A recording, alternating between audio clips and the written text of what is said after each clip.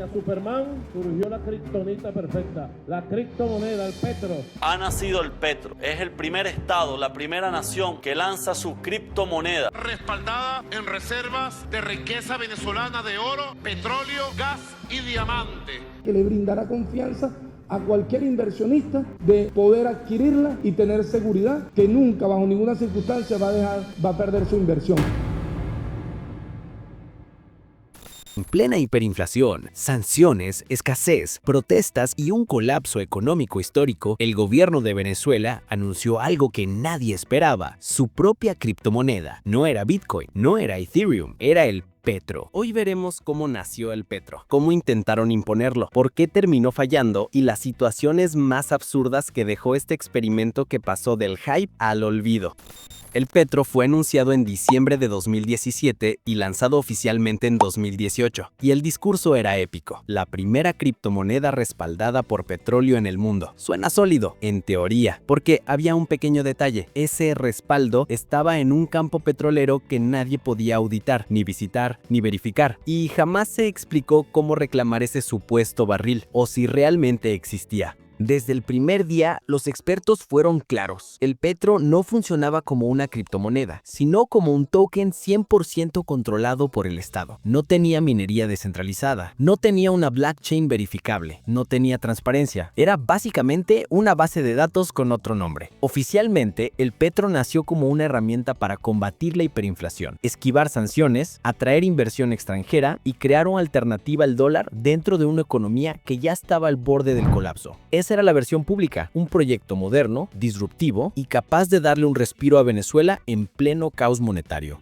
Pero al mismo tiempo, existían las razones que nadie decía abiertamente, pero que todos sospechaban. El petro aparecía justo cuando el país estaba aislado financieramente, sin acceso a créditos internacionales y con las cuentas externas bajo presión. Para muchos, más que una criptomoneda, era una vía de financiamiento paralelo, un sistema opaco donde se podían mover recursos sin demasiado escrutinio y, de paso, una herramienta para intentar influir desde arriba en el mercado cambiario. En otras palabras, el petro no nació para competir con Bitcoin, ni para revolucionar la tecnología blockchain. Nació porque el gobierno necesitaba desesperadamente una salida, una puerta lateral en un momento en el que todas las demás parecían cerradas.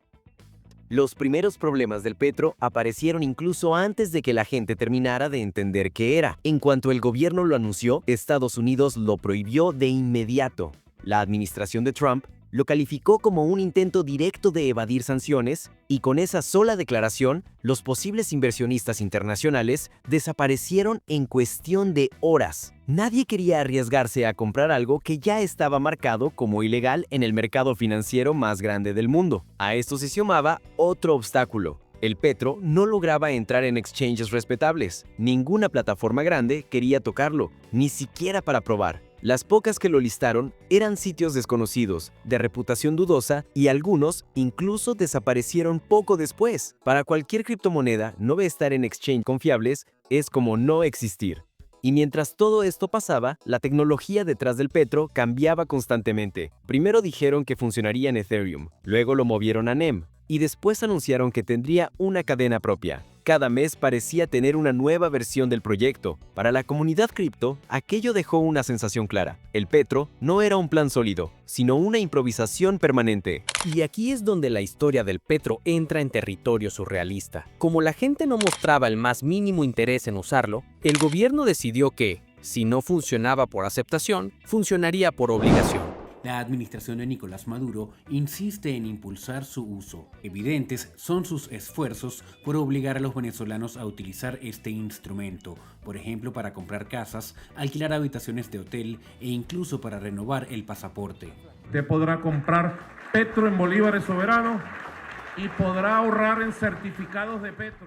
Primero vino el anuncio de que el salario mínimo estaría referenciado al petro. En teoría sonaba moderno, casi futurista. En la práctica, nadie recibió un solo petro real. Era simplemente una unidad contable inventada para recalcular sueldos, mientras los trabajadores seguían cobrando en bolívares, igual de devaluados que siempre. Luego llegaron los famosos bonos en petro, entregados por el carnet de la patria. Sobre el papel parecía un beneficio. En la realidad, cuando la gente intentaba gastarlos, la plataforma colapsaba, los pagos no pasaban o sencillamente no existían comercios que aceptaran la moneda. Tener petro otros era como tener fichas de un casino que ya había cerrado. Después vino de una de las medidas más polémicas. Ciertos trámites como pasaportes debían pagarse exclusivamente en petro, y ahí surgió la pregunta obvia que recorría todo el país. Si no tengo petros y tampoco puedo comprar petros, ¿cómo se supone que pago en petros? Nadie parecía tener la respuesta. Para completar el cuadro, algunos comercios estatales fueron obligados a aceptarlo, pero los precios eran tan absurdos que en muchos casos un solo petro equivalía a varios meses del salario de un trabajador promedio. El pueblo venezolano no tiene ni idea de lo que eso significa.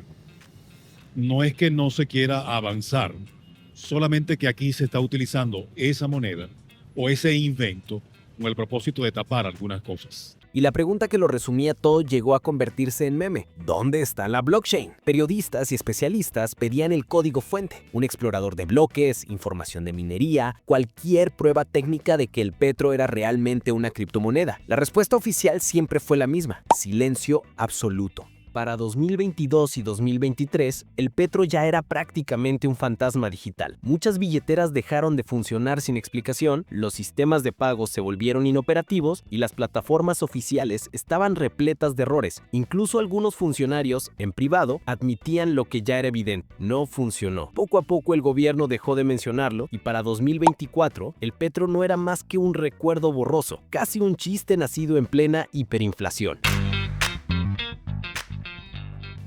El petro nació como una promesa, vivió como un caos y murió como una anécdota. Quiso ser criptomoneda, instrumento financiero, unidad de cuenta, método de pago y hasta herramienta política, pero al final no logró ser ninguna de ellas. Era un proyecto que intentaba abarcarlo todo y terminó sin identidad clara, sin adopción real y sin propósito definido. El petro no arregló la economía de Venezuela, pero sí dejó una lección valiosa. Una criptomoneda no puede imponerse por decreto, no se sostiene con discursos ni se construye a golpes de obligación. Una criptomoneda funciona porque existe confianza, y la confianza no se ordena, se gana.